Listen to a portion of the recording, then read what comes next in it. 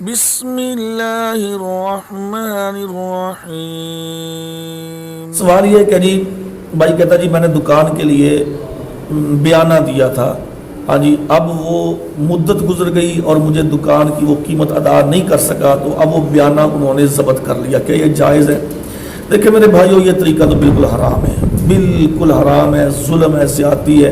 ٹھیک ہے آپ ایک آدمی کے ساتھ طے کر لیتے ہیں کہ جی یہ فلاں چیز ہے، جی 10 لاکھ روپے میں یہ دکان ہے، یہ پلاٹ ہے، میں 10 لاکھ روپے میں آپ کو بیچتا ہوں، اور اس بندے نے جناب آپ کو 2-3 لاکھ روپیہ دے دیا کہ جی میری طرف سے یہ 2 لاکھ روپیہ آ گیا، 8 لاکھ روپیہ میں آپ کو دوں گا تو یہ میں اپنے نام کروا لوں گا، اور 1 مہینے کا ٹائم طے ہوا۔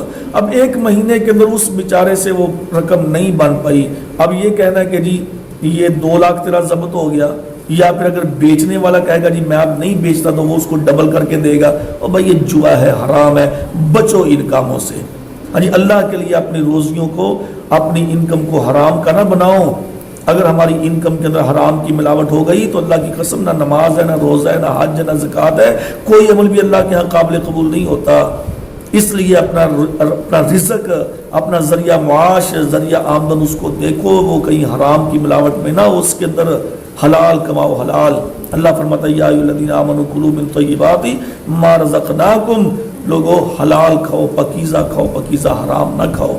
یہ کسی کے بیانے ہڑپ کر کے، ہاں جی کسی کے ساتھ دھوکہ فراڈ کر کے، ہاں جی یہ کھانا یہ حرام ہے، یہ ناجائز ہے۔ اس لیے یہ بیانے کی رقم ضبط کرنا یا بیانے کے ساتھ ڈبل لینا، یہ دونوں ہی حرام ہے، ناجائز ہے۔ بس ٹھیک ہے اس سے وہ قیمت نہیں بن سکی تو ٹھیک ہے، اس کی رقم واپس کر دو اور تم اپنی چیز اپنے پاس رکھو، بات ختم ہو گئی۔ یہ کیا طریقہ ہوا کہ جی اس کے آپ کا جی اصول چلتا ہے؟ بھئی اصولوں، اسلام اصولوں کا پابند نہیں ہے، اصول اسلام کے پابند ہیں۔